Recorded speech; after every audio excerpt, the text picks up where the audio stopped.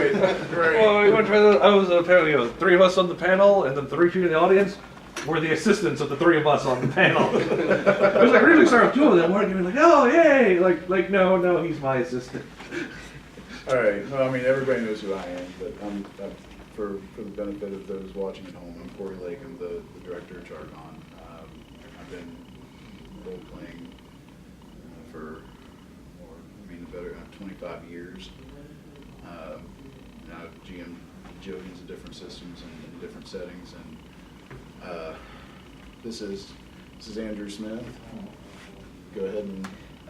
I'm Andrew Smith. I'm the director of the Braxton County Convention and Visitor Bureau here in Braxton County, West Virginia.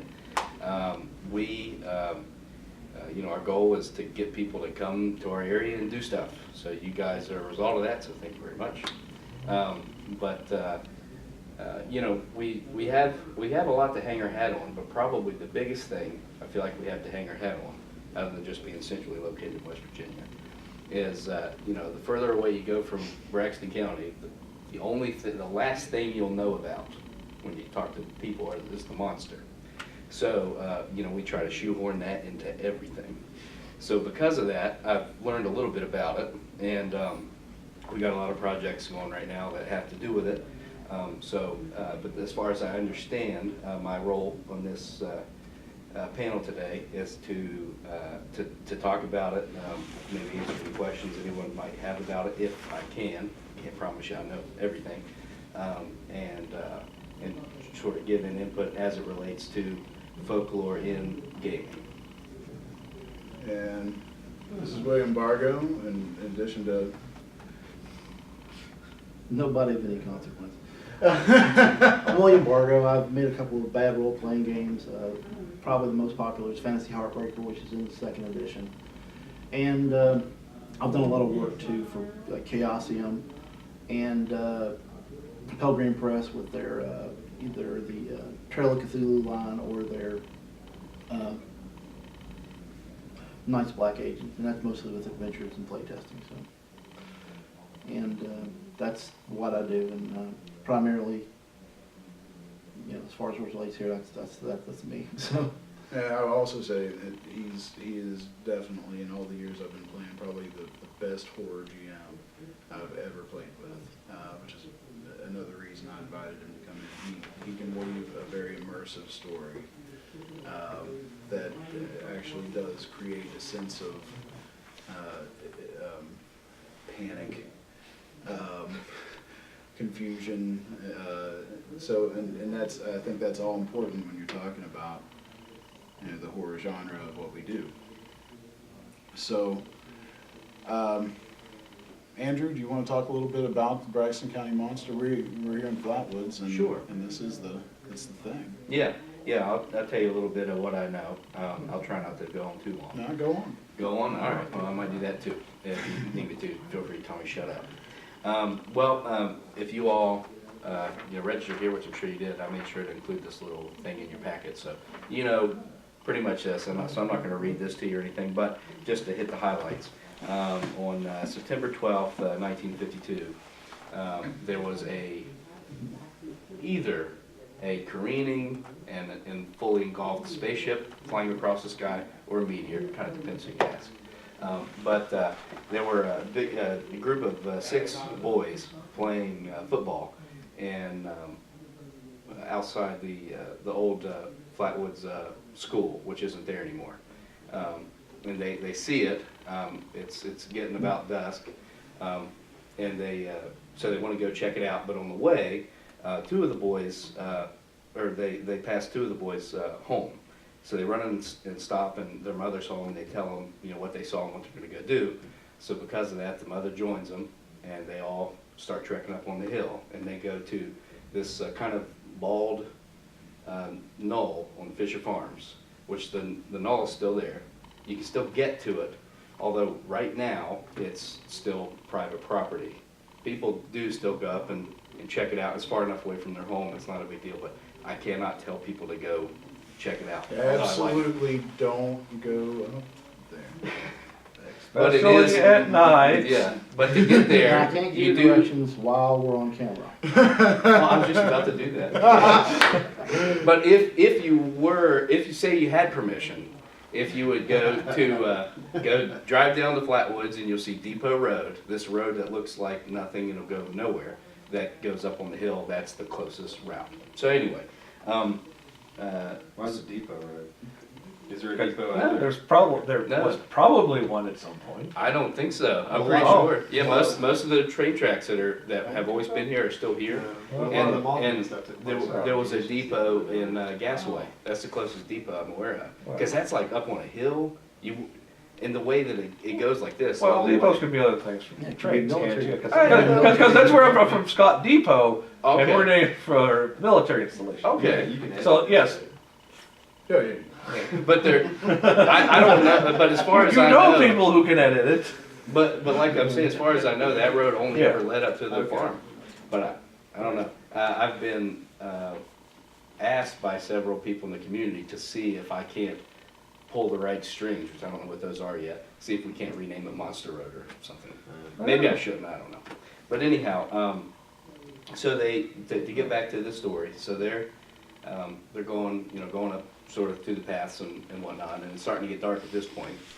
And if the fog starts kind of setting in, or mist or something, and they can see a pulsing red light off in the distance, so they kind of start going toward that.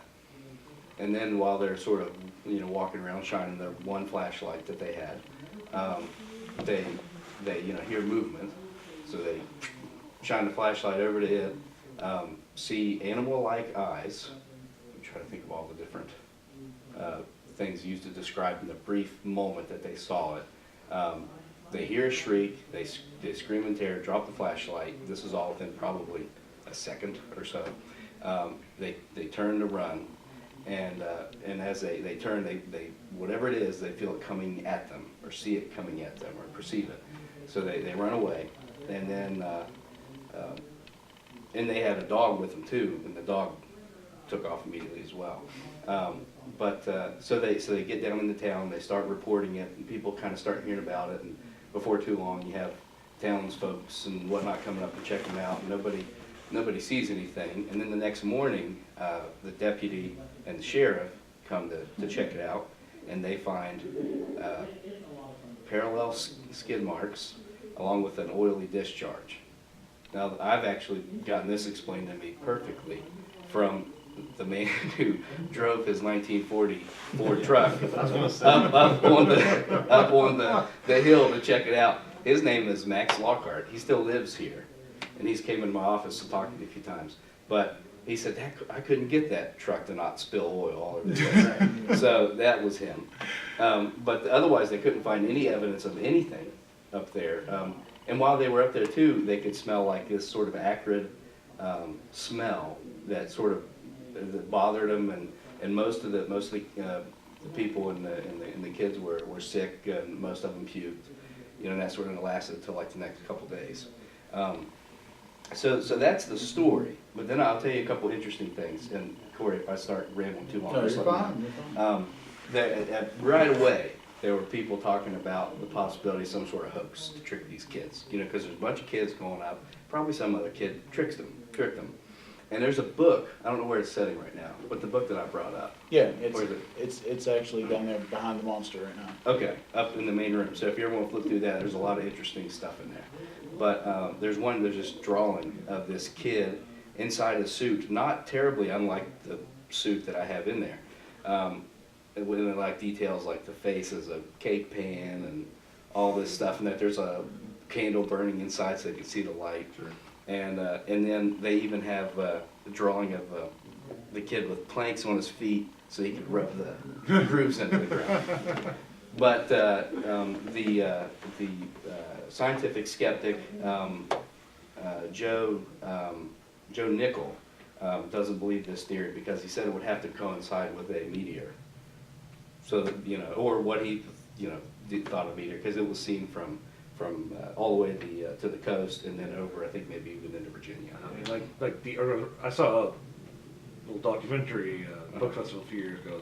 Except there for them talking about they scrambled jets in DC. Yeah, They were, right, yeah. yeah. So it was And, all and over if, there. if you saw anything about the monster, there's a good chance if there was any sort of scientific investigation or skeptic sort of thing going on, Joe was probably involved. Because when it comes to really highly reputable scientific minds, to get them to drudge into all this sort of muckety-muck, you know, they often don't go in willingly, but he does. So if you look, he's done stuff with you know, Champ from Lake Champlain, Nessie, Mothman, you name it, he's done something with it. And done some really interesting research. And some of the most interesting stuff to me has been where he takes people through a scene where he doesn't prepare them at all what they're going to see, and then has them retell it. And he starts off with, you know, bare bones facts, like say there's a body that's so many feet long, or it looks exactly like this certain way, and then they describe it as gray and short and big black eyes and stuff like that. So about the, you know, in times of fear and panic, your perception and that sort of thing. Real interesting stuff. But anyway,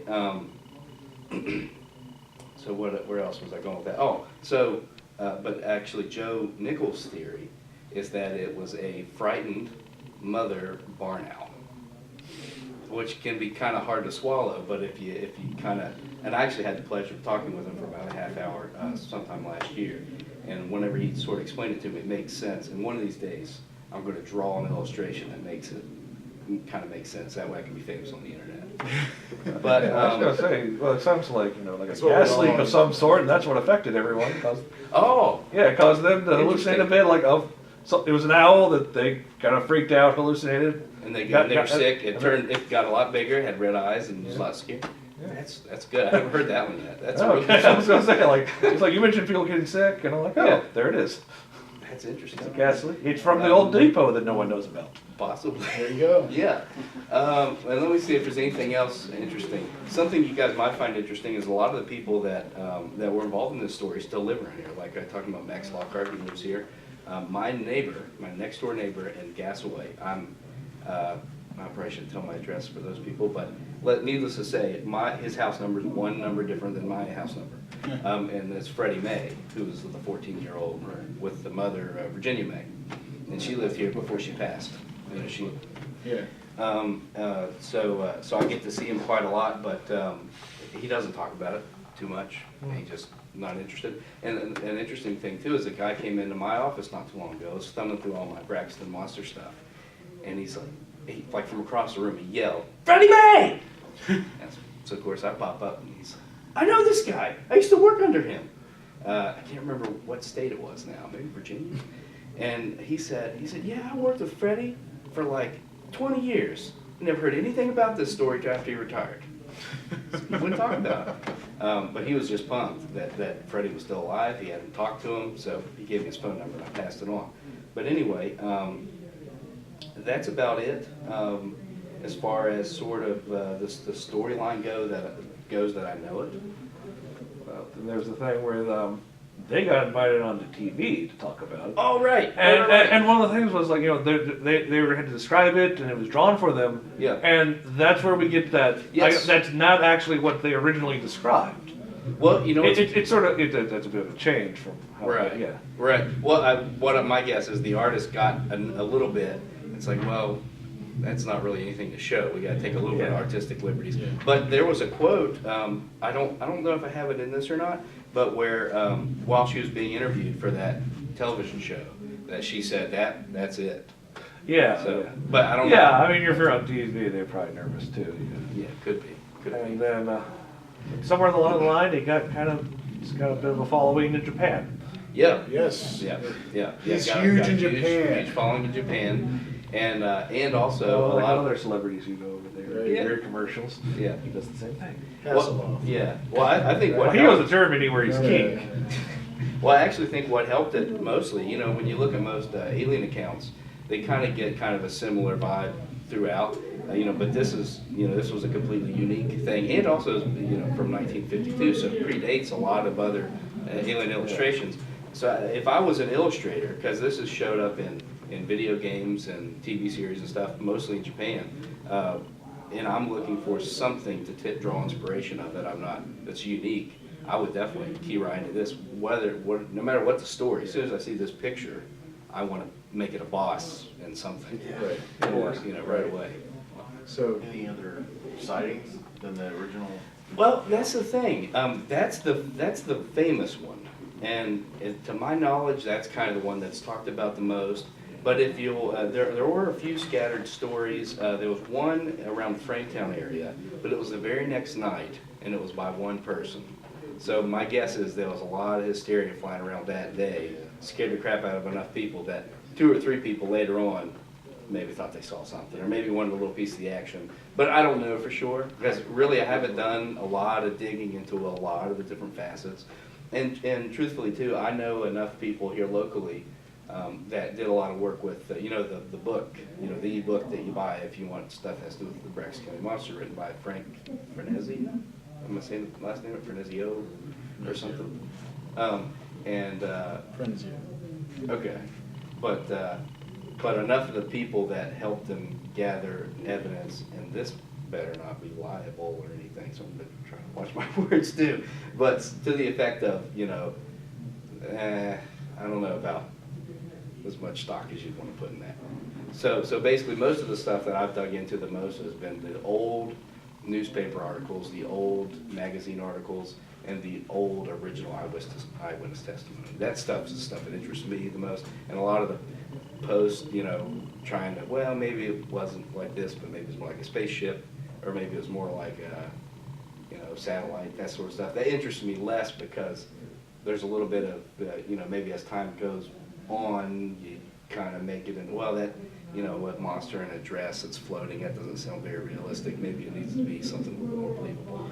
And that just not for a truth-based thing, but just as fascinating. It doesn't fascinate me much. The original, all the old stuff fascinates me. So that's what I get into the most. Chuck, let me ask, and I'm going to shift gears rather rapidly here, but how do you scare people in the game? How do you scare them with words? Well, the most important thing is you want to have people that want to be scared. I mean, you got to have that player buy-in. I mean, if you come to the table and you want to play James Bond and you want to play a vampire game, unless you're both on board to play like Knights of Black Agents, where you play Jason Bourne hunting vampire, if you don't have that buy-in of the fact that, these are what the parameters of the game are, you're not going to have fun. You can't scare people who don't want to be scared. And, you can't substitute really mood. I mean, you can have a game that's as scary as games get in a brightly lit room in the middle of the day. And you can sit in the middle of an empty warehouse surrounded by darkness with candles, and if people are, busting jokes about Snarf Quest and, Star Trek, you're not going to get the same effect. You can still have a good game, but it's not going to be as scary as if you have people that are there, are invested in that kind of experience. That's probably the most important thing about having people scared in a game. I've been playing role-playing games for a long time. I started back in 1979, 80. And one of the first things that struck me about any of the role-playing games, which was D&D mostly, was the fact that they called everything monsters. And, it was like, well, why would you call a kobold a monster? It's 2 feet tall, we kick him and kill him in one blow. Why is it a monster? And I remember thinking, if I put a perfectly natural creature like a leopard in your closet, and you didn't know it was there, and you went to bed, and that leopard came out in the dark, that's a monster. And there's nothing that a kobold could do, or an orc, or even a dragon, that a leopard can't do to you. A leopard in the dark, when you're by yourself, is a monster. And anything can be like that, So you got to look at it like that, and you can have, it's harder, but you can have a D&D game where it's scary. It's not easy because you got to work, because the system fights you every bit, you know what I mean? But that's one of the first things you got to realize is that, as H.P. Lovecraft said, fear is the oldest, I'm not getting the quote right. Fear is one of the oldest emotions that we have, and fear of the unknown is the greatest. So,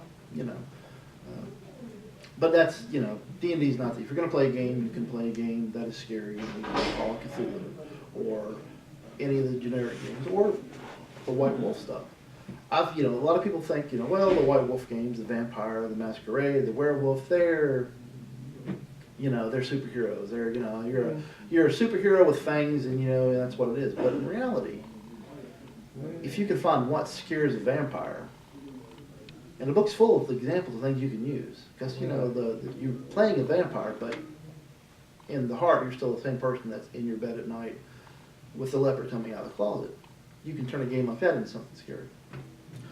That's what I think. And we were talking mostly about how to use West Virginia folklore in gaming. We have a wealth of everything you really need to have a good horror game in West Virginia in our history. The hills themselves are, to use an incorrect term, antediluvian. They are Lovecraftian how old our terrain is. You don't find dinosaur skeletons in West Virginia. There's never been one discovered. You find things that existed before dinosaurs. You find, you know, dimetrodons, the big lizards with the wings, the sail on their back. No dinosaurs have ever been found in West Virginia, because we're older than that. It's been worn away. These hills, the bottom of the ocean, and there were mountains greater than the Himalayas, and they have been worn down to nubs. And then, what lived here for thousands, hundreds of thousands of years before man came. And then people came, Solutreans, across the Bering Land Bridge, we're not really sure now, and they lived here for tens of thousands of years, I think now. But they didn't live here. They lived around us. They lived in the Kanawha Valley a little bit, on the Ohio River. They lived in Virginia. They didn't really live in West Virginia. Why? Why didn't they live in West Virginia? Well, you know, they were kind of farmers. Maybe it wasn't good to farm. Or the rivers flow out. Exactly. Or maybe it was because it was always a bloody frontier. The tribes, the great confederations on the East Coast, they fought with the great civilizations on the river valleys, on the Ohio and the Mississippi culture. This was a bloody borderland where they fought. And then when the white man came, they settled on the East Coast, and they had farms and civilizations and towns worthy of any place in, you know, in England. But the people that came to live here, well, they were outlaws. They were indentured servants on the run. They were poor folk. And they come to little valleys, and they cut a little clearing out, and they would live in what we would consider a shack, pretty much. And they worried every night about brigands and the tribes of Indians that came across the river. Leopards. Except then. Jim's putting leopards in their closets, yeah. Exactly. Closet leopards, bears, and all the other everyday horrors, you know, infection, disease. And then, you know, it goes on. The Civil War was fought here after that. And then when it was fought here, it was not the Civil War of Gettysburg and Antietam. It was the Civil War of the Balklands. It was the Civil War of, well, my brother's fighting for the Union, and your no-account brother's fighting there, so I'm going to burn your house down in the middle of the night. And that's what West Virginia was. It was the Balklands of the Civil War. Bloody, horrible in a lot of ways. And then you get to the mining come in. Now, how many people in West Virginia that went down in the cold dark, deep underground, and never came out? All over the place. Where I live on Mill Creek in Charleston. At the head of the holler, which is, you know, it's a suburb, there's nothing there, it's little houses. There was a mine where 19 people died back in 1902, and they never got them out. How can you use that in a game? How can you use any of these elements in a game? The only thing West Virginia doesn't lack is a large urban population, because, as you know, people are the scariest monsters of them all. Absolutely. I've done a lot of things in my life. One of the jobs I had, I was a police officer for a number of years, and I was a corrections officer, and I worked in Mount Olive. And so I know a little bit about some of the things that walk around here in the hills. And we don't have that deep, dense urban population, but, you know, how many movies are about that family that lives up the holler? You know, where don't you want to break down on the road at? Well, Wolf Creek, one place. I'll see that movie, you know. You ain't from around here, are you? Yeah, Silent Hill. I was gonna say, there was a serial killer up around Clarksburg or Yes, there something. was. There's been The mail order killer or something. Yeah, there was lots of examples of serial killers. there was a guy who was involved in the drug trade, was putting people that he was unhappy with in a wood chipper somewhere not too far from here, was it? I'm not really sure. There was a gentleman who would discard his victims along the river between Fayetteville and Gully Bridge. He's doing time now. My personal favorite is the guy, and I can't really use his name because you can look it up in the paper, but he was a guy who's probably in his early 50s now, that was pulled over by a state police officer for driving a little, inappropriately.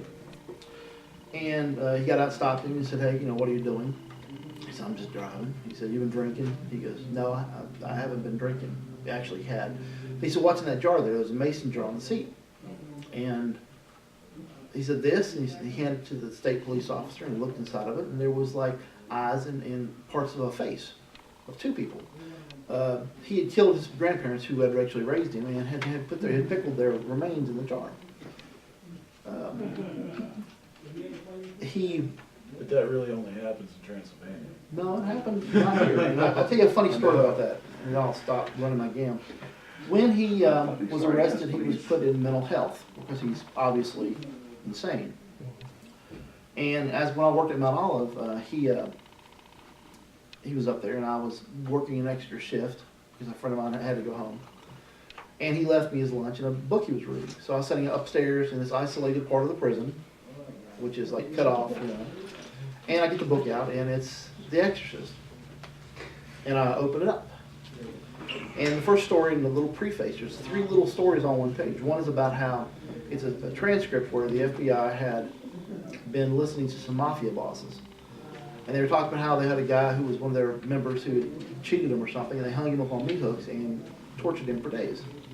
The second example was where in Cambodia during the war, the Khmer Rouge had caught a teacher who was teaching his students Western ideas on how to read stuff out of the jungle at night. They jammed pencils in his eyes and did something horrible to the students. And the third example was from the Bible where it says, Jesus came upon a person who was afflicted with demons. And Jesus asked, what was the demon's name? And the demon replied, "I am Legion. I am many." And it kind of freaked me out because it was like right after midnight in a prison in a mental health ward. So I closed the book. And that guy is laying on top of his bed with his head upside down so he can see me through a little crack about that big, staring at me after I read that. I threw the book at him and told him to go to bed. My point is, that has worked its way into more than one game I've played.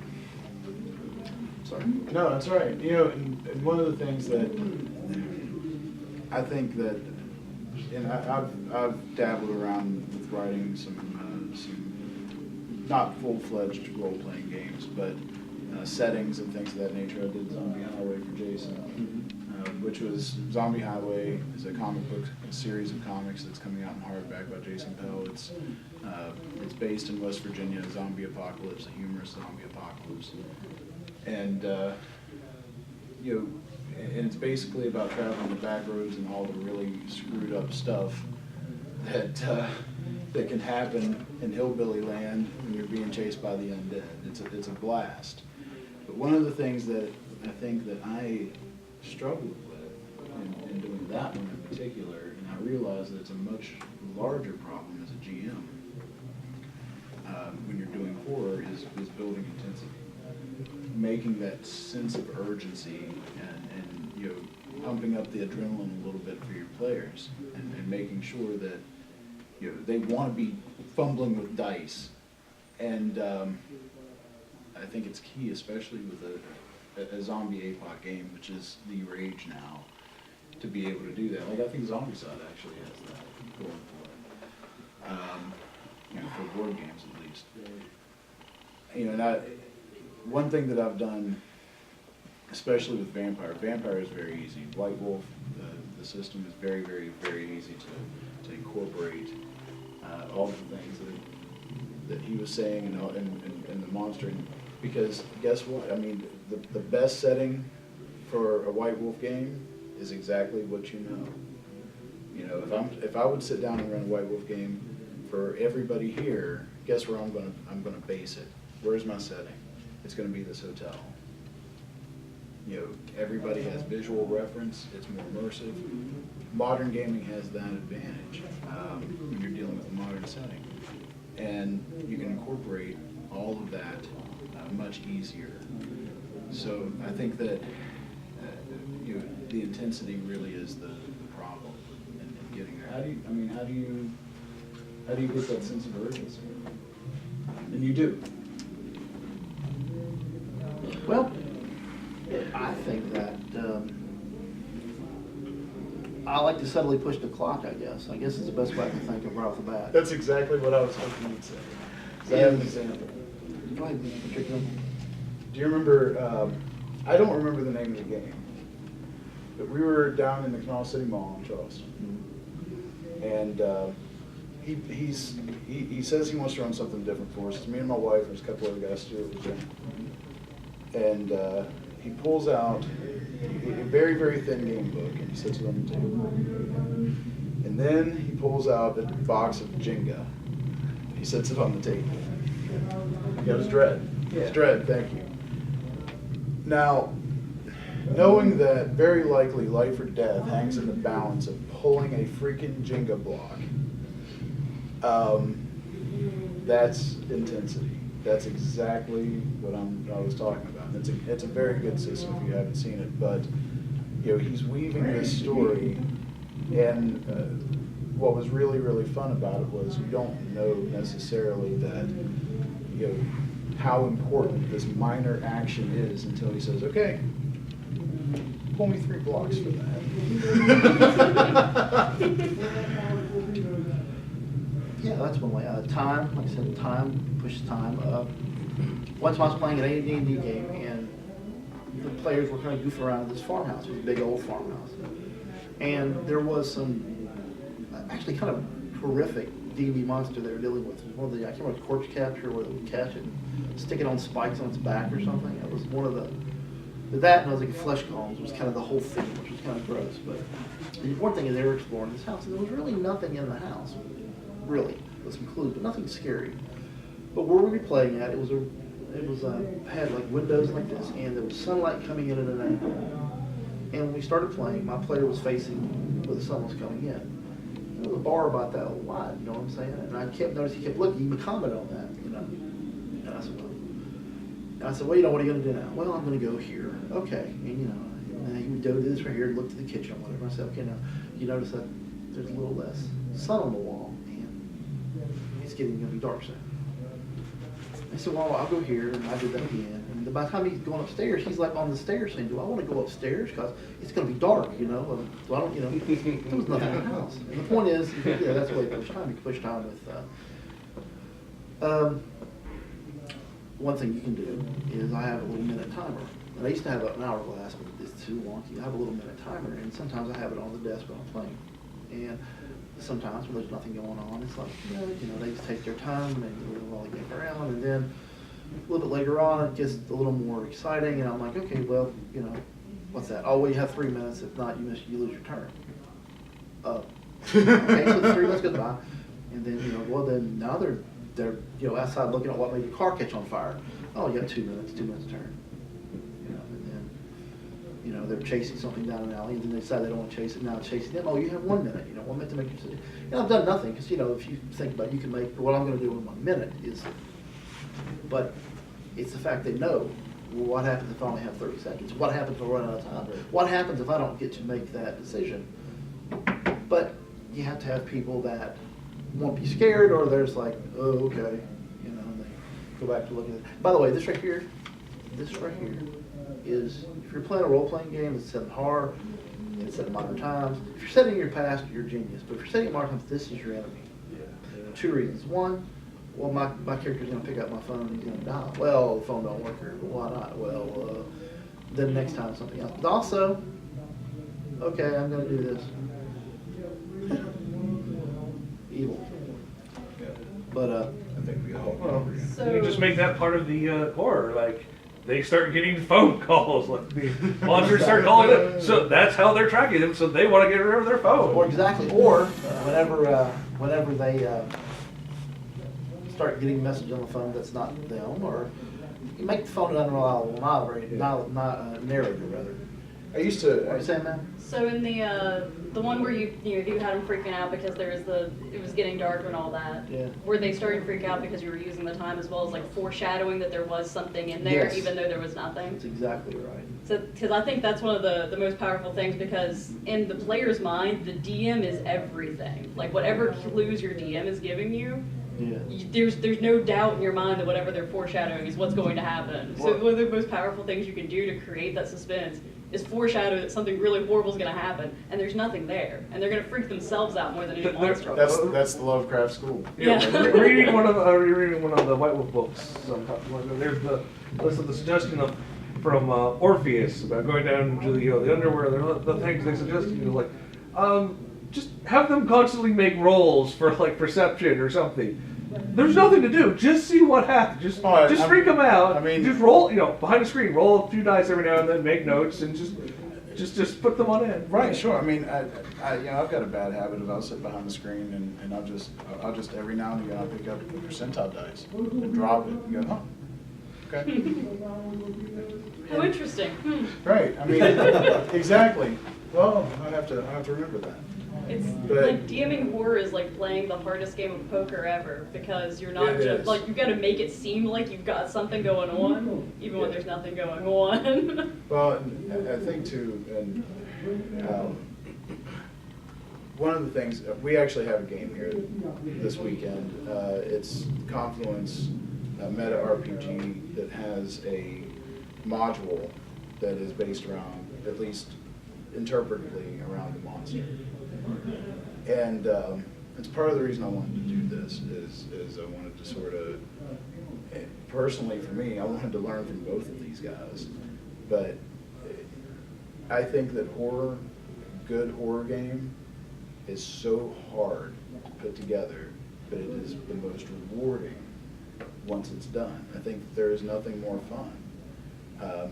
Because yeah, I mean, you can go slay kobolds and dragons all day long, but ultimately, if you have any kind of, I don't think, especially in the fantasy genre, you really just don't have, the players don't have that connection to their character. They're still just, a sack of meat that carries around really cool weapons. And hopefully if you roll another character, maybe they can carry around really cool weapons too. But if you have a little bit of emotional investment in their safety, well-being, and sanity, it makes for a more immersive situation. You're the Braxton County monster expert. What's scary about the Braxton County monster? What's scary about it? Well, I would say whenever I think about this, the scariest part of it is I put myself inside the head of the 10 to 16-year-old boys that were running up on the hill. I put myself in 1952 in rural West Virginia before the interstate, so not had a lot of contact with the outside region, Yeah. much less an outside state probably. I probably listen to the radio every now and then.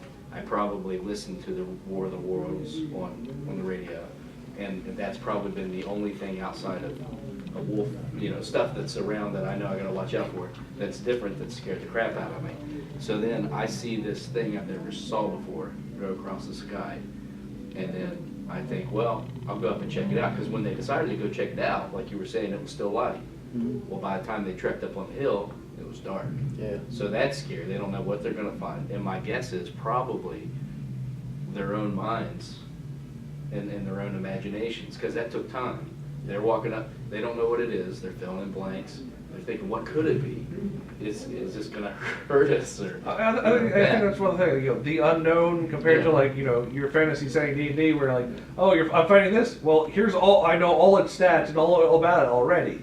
Yeah, it's hard to throw out something like you don't know what's going on What could this be? Exactly. I think one thing too is, you know, that's a good story, and I'll tell you how you know. It's almost beat for beat where Elliot finally beats E.T.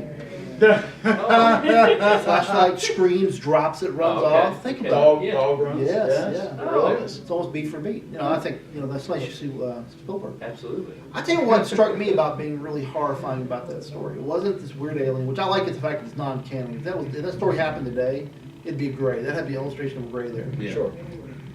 What I think is horrifying about it, it's not the kids, because kids are scared of all kinds of things. I was scared of, you know, the weapon in my closet when I was a kid. And today, you know, that's why I sleep with guns. But I'll tell you what I thought was frightening about it.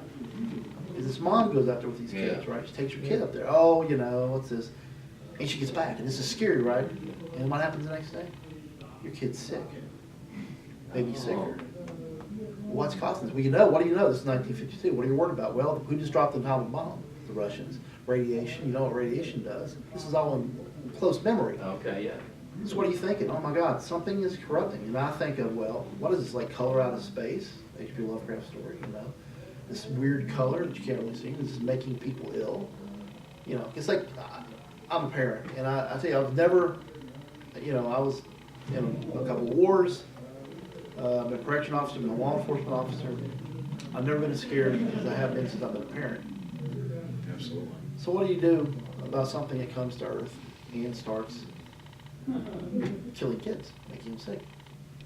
Don't worry about it. Right, perhaps she never felt more helpless in her whole life. Exactly, because this doesn't make any sense. Now that you've mentioned E.T., I so totally want someone to make a horror game with the entire, like, E.T., like, just that movie, but as if E.T. was actually a monster.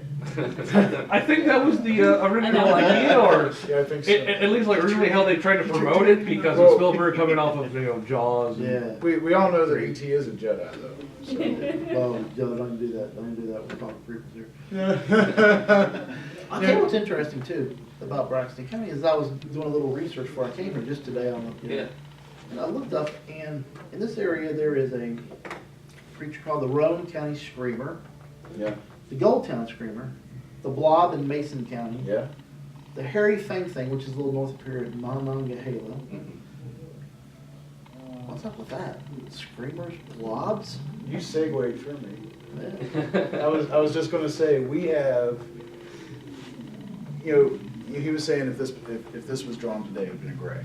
Absolutely no doubt about it. Anything that falls out of the sky and is remotely humanoid is gray. Appalachia, in general, has the most bizarre, weird creatures, cryptids, monsters. Give them a name. We have, hands down. Okay, sure.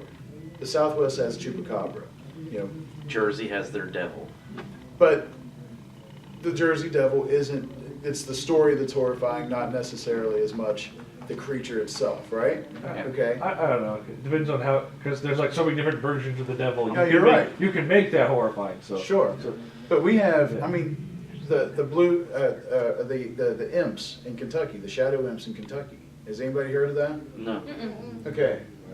I'm sure you have. For that I've used this in a game.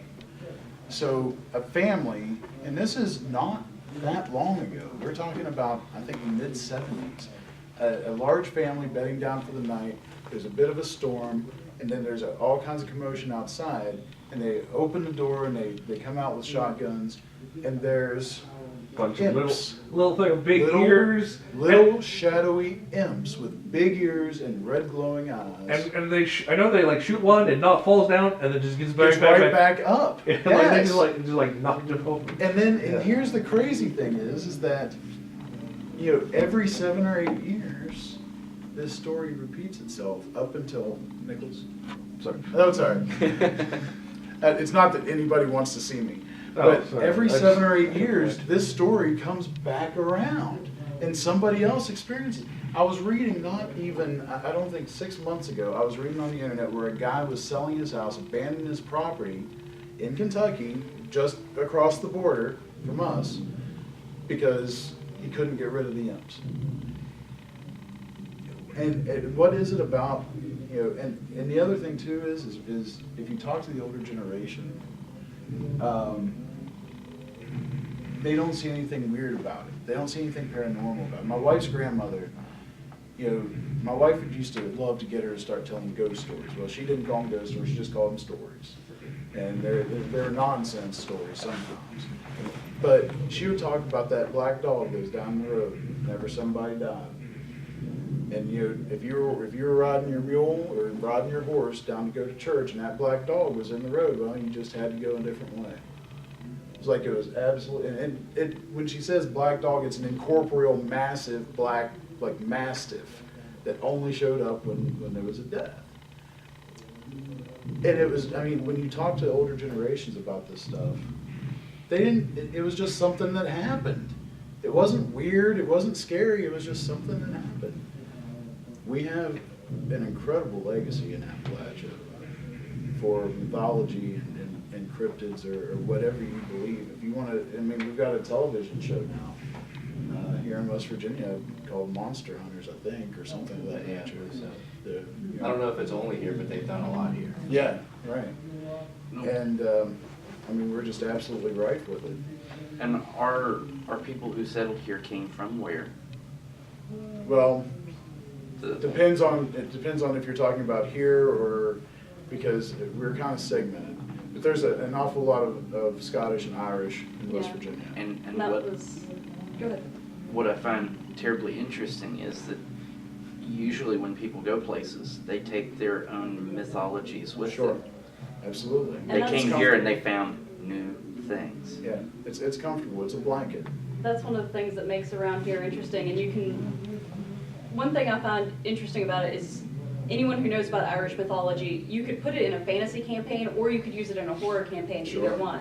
Oh, yeah. Because, you know, people think, you know, fairies and sprites and gnomes and even like brownies, which are traditional to Irish families. Even, you know, in mythology, a lot of the Irish came here to get away, and brownies will follow a family itself. However, at this point, even if you're doing like a modern campaign, most families have, you know, lost that completely. They've, you know, forgotten their Irish heritage. What do brownies do when they're forgotten? If you don't, in the mythology, if you don't leave out honey and milk for them, they become monsters. They pull your hair, they steal your things, they destroy your house. They prick your fingers at night. Yeah, and it's not just brownies. There's so many creatures in caps. Irish Yeah, red mythology caps. and fairy lore Some that of my favorites. become these horrible monsters, and a lot of them actually match descriptions of West Virginia Sure. monsters. Sure. And then on top of that, you've got just like so many different things you can do with that, and you can tie it to the area and everything as well, even if you're in a fantasy world. So, I'm going to embarrass Andrew just a little bit. Okay. Probably not. But Probably not. I hope not. But Andrew, actually, we've kind of taken him under our wing. I've been working him for, you know, almost a year now, right? Yeah. That's probably how long I've been We finally got him to sit down and play Mhm. in a Pathfinder game yesterday, a role-playing game. It's his first time he ever got to. I Yep. loaned him some dice, and he sat in actually on sort of Gonna on buy mine. Yeah, and he came out. All right. He joined the club. But That won't wash off, by the way. no, That's your dice, you're in one of us. now. Yeah, that's fine. So, and he played in a murder mystery with a little bit of horror Yeah. element, right? Yeah. Okay. So first, what'd you think? Did It you have was- a great time? It was cool. It was real cool. I had no idea it would take like 4 hours or however long it took. Yeah. I never once sat down for that amount of time in the same spot unless I was in a movie vehicle. Right. Yeah. And so when I stood up, it was like, you know, it was Well- like I drove from Morgantown to Charleston, Well, kind of a deal. that's how we all sound when we get up, and that's why. Okay. It's- But that was, it was great. Although halfway through, you know, since it was a murder mystery, and that was far more difficult than any game of Clue I ever played. Right.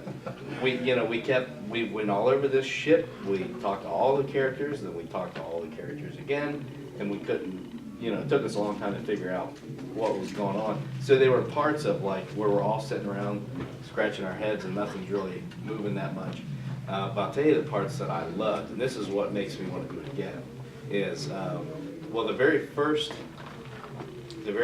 thing once we set our pieces up is there was a surprise attack from something, some sort of mer elves Yes. or something. And so then we had to fight them. So that was fun, learning, rolling, and they were like ocean elves or something. I don't know. Yeah. That's the way it was. Oh, okay. So this isn't it. All right. Okay. I don't know them specifically, but I gotta get the concept. That makes yeah. sense. Okay. Yeah, yeah. A lot of transferable skills. Yeah, probably. But that was real neat. And then of course, and I picked a barbarian. I took the quiz to see what I am, and that's what I was, I guess. And I helped kill a bunch of things, so that was fun. Right. And then I noticed on my thing I had like these different skills, and one was intimidation, and there was this old cook on the ship that was real, being real feisty, and we thought we weren't getting all the information out of her. So I said, roll for intimidation, and I guess it wasn't high enough. And so then It's all right, we've all been there. So then there was immediately after I did that, and I made the threat of something, tell us what we want to know, I'm gonna cut you in half. And then the GM immediately said, roll for initiative. And then that sent everybody into a tizzy. And since I didn't know what I was like, shit, what's going on? I mean, shoot. Yeah, we'll get that in post. Okay. So then, What the hell is post? so I was like, yeah. So I threw it, and we ended up getting. But that was really fun. Like apparently, I was talking to the guy next to me. He's like, typically when you're doing the, when you're intimidating, you don't necessarily threaten death. You threaten some other thing, a little bit softer. He's like, you don't really go and cut you in half. But it was real neat though, because and this is why he told me. I was talking to, I can't remember who it was, maybe Jeff. Possibly. But anyway, I was talking to him as a kind of a slender guy with glasses. But anyhow, Slender guy? I don't think there's a few. I was going to say, I thought that does most of us are portly. Yeah, But anyhow, we're gamer side. yeah. So anyhow, he was like, but that was cool though, because when you get new people in that's not played before, they make all these what we would call almost mistakes, but then that sets this whole line in motion to where we had to. He knocked her down. Somebody else just stood on her back. And then I tied her up. So then that kept her from killing us, and then we were still able to keep interrogating her. Right. So that was fun. It was just really fun to me how you start with a basic skeleton, and then everybody writes the story. Right, exactly. That's cool. So taking, that's an excellent concept. And I was scared, I got scared when I thought, oh crap. She's has a cleaver. And since I'm not rolling or since I'm not doing anything, in my mind, I'm standing in front of an angry woman with a cleaver, and I'm not doing anything. So I'm about to die. Have you ever personally had that experience? Because that definitely. I won't say whether or not I have. No, not quite like that, no.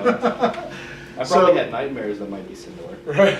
Yeah. So in relation to your first experience, and you saw how this all, because you've got a very unique perspective right now. And you've seen kind of how this all plays out. Can you see the potential here for using the Braxton monster or using the imps? Can you see where that could? Yeah. Because I know personally, if I have regional flavor in a game, I'm already that much more invested in it. I want to see it through right then. Okay, if it's about Shinston, already I'm like, okay, well I connect right now that quick. So I think that's sort of I'm not absolutely certain where I'm going with that, but I think that being able to use what's around you, it just adds more. It adds, and I don't even know what more is, but there's just a different level of connection with your players. Authenticity, exactly. And you can use those landmarks that you grew up with. You can say, well, it's the old water tower, or that everybody knows somebody spray painted their girlfriend's name on it at some point in And it's also the kind of thing you can take something that they kind of know and what they might expect, and then twist that. Twist it, yes. Go another way, what they were expecting. Yes. Well, something that I would, because I know that we talked about that we would, we were going to talk about, role-playing games, and then the idea of implementing different mythology into it. After getting to play my first round yesterday, and thinking about it during that and afterwards, I know a good bit about, say, like the stories surrounding these kids and the mom and things like that. But the only thing I know about the monster are some sketchy, descriptive details of how it looks, different renderings of how it might look, but that's in a little bit of movement. But otherwise, the whole thing is a mystery. Which is wonderful. Yeah. For you. So then you could write to where you're starting this story. You're going to encounter this creature, but you have no idea what the encounter is going to be like. You have no idea how fleeting it may be, if it comes and goes, anything like that. Or if it's a kid with a pipe hand and a stick, and a stick, so right. that stuff, that's to me is what I first started thinking about, and that was interesting to me. You, would you like to add anything? All right, You guys do a little bit of Q&A? Yeah.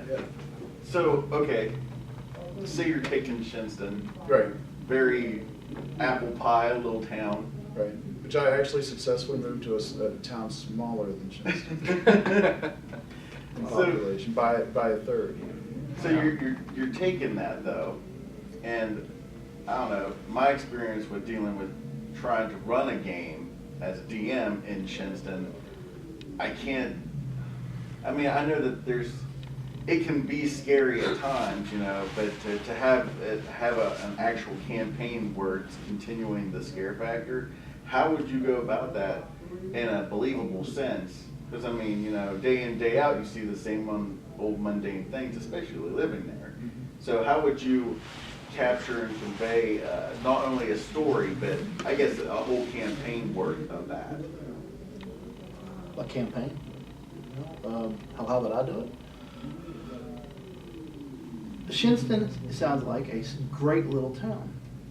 So what I would do is I would put wherever this is occurring about 12 miles away from Shinston, up a dirt road. That makes Shinston the place that you go to for safety. And once you're outside of Shinston, up the road, in the dark, in the woods, with the trees hanging over, the rocks come off the side of the road, that gets you this sense of isolation. That's where you live. Yeah, that's my house. Oh, exactly. I'll tell you what, you need like two people in a room, a candle, and dark outside.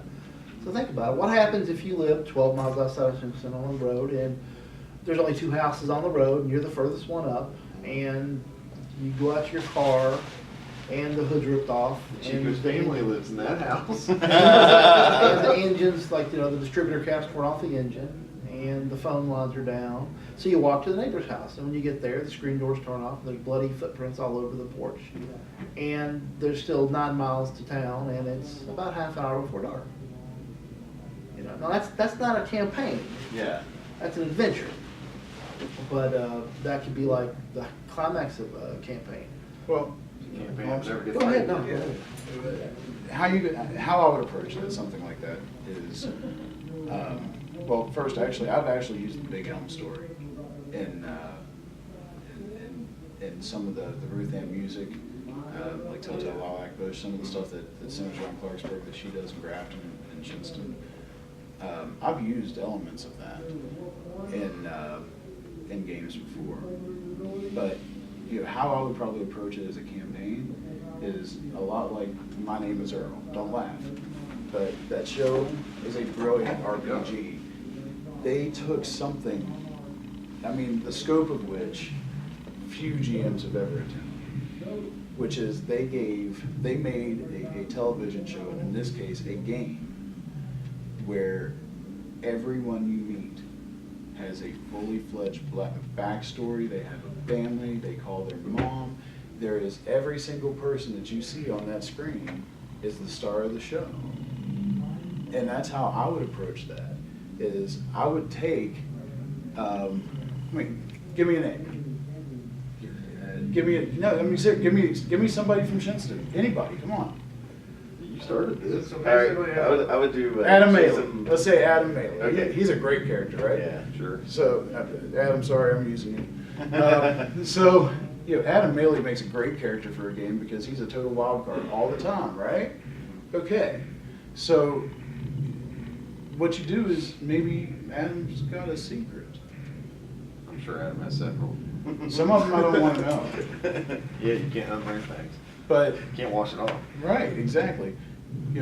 But take those landmark people and twist it just a little bit, and that way, I mean, everybody knows what they do and you don't have to make it a big adjustment, but maybe Adam's garage and those aren't oil drums. Maybe those are body parts. Maybe there's Stereotypes go over. yeah. There you go. Everybody You takes have the care kind of of thing, that. like someone has a secret, they don't realize they have one. Exactly, no doubt, exactly. But, and that's how I would approach it. I'd approach it like My Name is Earl, as a full campaign Yeah. where every single person has a story. And they're, from week to week, you're following those people's stories. That's how I approach it. That was good. I think another way you can look at it, which is kind of like, instead of looking at it as people, look at it as a place like, I'm writing a game now, which I hope to have out by the main convention, which is called Domicile. And it's a horror, it's a supernatural mystic game involving basically haunted houses. And, let's just say that like, you would have a group of characters that was stuck in a location for each, suppose like they are down on their luck and their grandfather's dying, and he's not dead yet, he's not in hospital, he's still in his house, that the family comes there to take care of him until he passes, and then they're gonna get the place. So then you have people isolated in a location, in this house, with a person who can't communicate who's dying, and then you could have mysteries around that, and let the place be haunted, not the people, like, why, that's just enough fun. Yeah, That's what I would do. absolutely. Yeah. I think the big challenge though usually is sandboxing it. It's keeping everybody in the little town. Well, Not just trying to solve their problems by going when we somewhere were else. when we were kids, It's that kind of like, you have to have players who want to play this. right? Yeah. And I will You have to have- also. you have to have a buy-in, here's the buy-in. I could probably do a whole nother panel on sandbox versus play-by-wire. Right. And I think that in my age, what I've discovered is I love to give the illusion of a sandbox, Yeah. but I yank it right out from under them. I don't let my players run amok anymore. Yeah, that's the difficult part for any horror game. I think if you're trying to run, like I was trying to run a Resident Evil game, Yeah. I had to use Raccoon City after it already started where they walled it up. Yeah. Because I thought this is the only way I'm going to be able to keep everybody together without just escaping. Yeah, and what Going I to do the is airport, I know. give the illusion that you can do anything that you want. And I will maintain that veil to the absolute very bitter He's end. never played with Chico though. No. It's just Like the Cthulhu game we were playing He'll blow it up. yesterday, He'll we blow up kept the wall. making mention like, we could just run away, or when we get to the house, we're like, As long as you don't read the books, you're fine. let's just, we were like, that burning idea we had, I think we should go for it, but we kept pushing on because we wanted the evolution of the I game. think Well, the more sure. modern, your game is, the harder it's going to be too. Like you said, it's genius to run one in an older game. Yeah. Because if you 1977 is a sweet spot. It really is, you isn't can't it? get too Yeah. much older than any of that stuff, where it starts getting like I ran my like the Stone Umbrella Age, Corporation man. one in the late It's very 80s, primitive. early 90s. It's like Yeah. 8 years before I was born. One thing, a shameless plug, in the new game I'm making, Domicile, it's going to be OGL based on the gumshoe system. And like I said, you got to have the buy-in, but if people have the buy-in to the game, they play it. It's one of the things that, we're all adults here, more or less. And, Right? but Corey, this actually speaks to you. What has been the big stress in your life recently? Purchasing a house. Exactly. Yeah, I know. What do you do? What would you do if you bought this house? You've done through all these hoops. You've invested all your money in it, and then it's haunted. Considering the house I'm looking at was built in 1860. Yeah. you could do market research in my place. Yeah, my point is, can you get out? I mean, like, you know, if a house is so much more than, you know, like the haunting. Well, I can just leave. I don't want to do this investigation. Where are you going to go? I mean, I'm going to leave. Are you going to leave, really? You know, I mean, Yeah, you're you're invested your entire You life. can't just walk away. And even if you want to sell it, there's time. My point is, that's one of the good things about my game in particular. The other thing, too, is, it's not a commercial for my game, but it's based on movies like What Lies Beneath and The Changeling. It's where broken people in greater or lesser ways are in a house and they're in this mystery. And you got to have that kind of buy-in. You got to, you know, this family thing, you know. I mean, like, it's one of the great things is every character is an archetype, you know, white collar dad, blue collar dad. One of the great things about a game like that is if you were playing that with your friends, and like, well, you're mom, I'm dad, or I'm a dad, mom's dad, or whatever, you know, is some of those people are going to be kids. And one of the greatest things about that particular thing is one of their drives, one of the reasons why they stay in the haunted house is because mom said, I don't have a choice. If you're 12 years old, you have no choice in the matter, you know. You know, so that doesn't help with Raccoon City. You said that.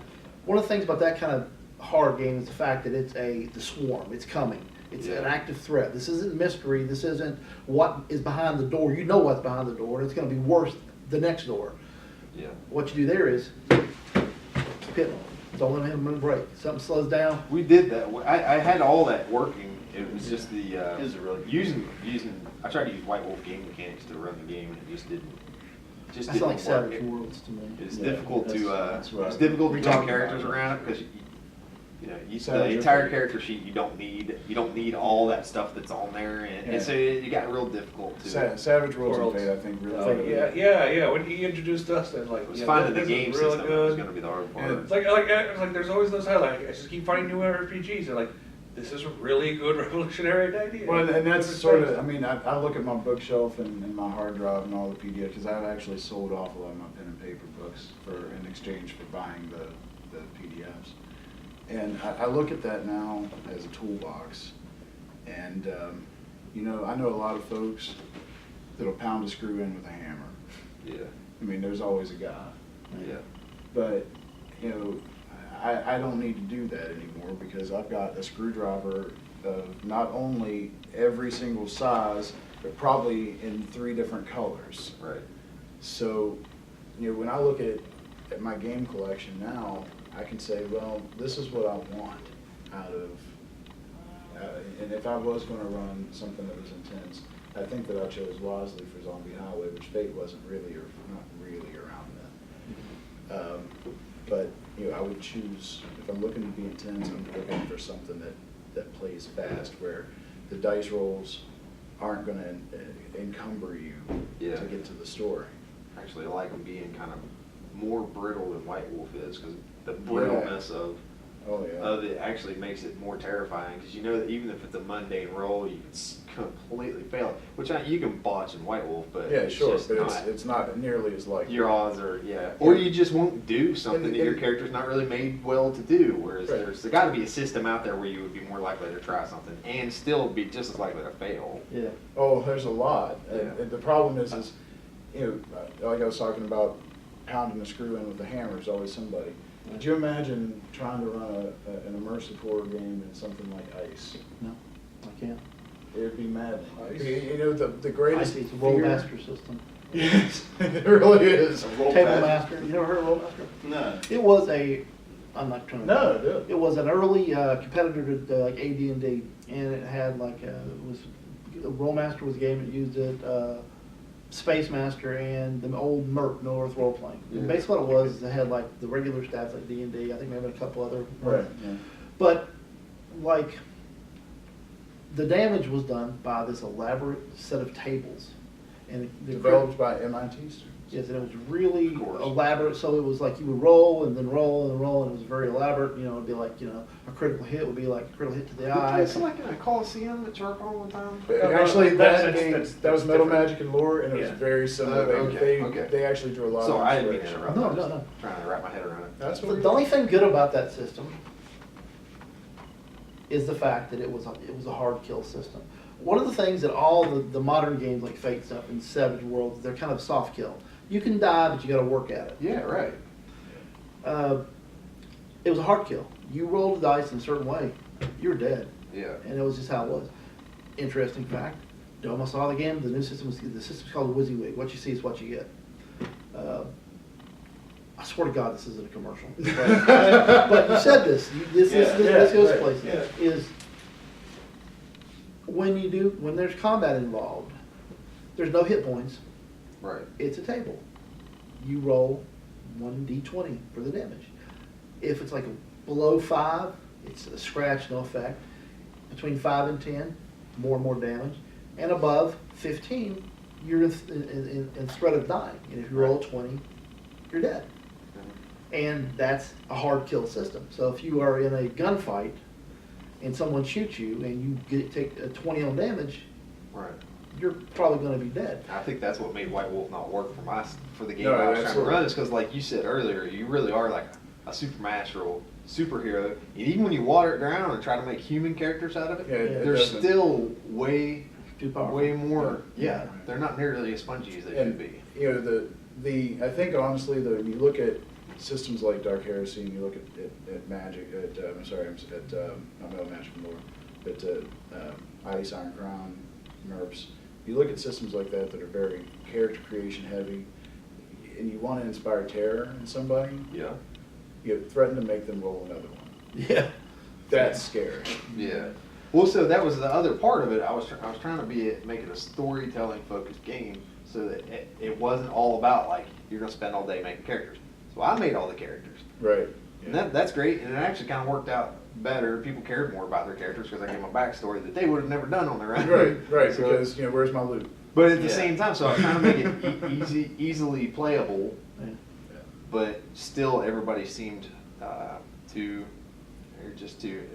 wasn't brittle enough. It wasn't scary enough. You never really felt like you were gonna fail.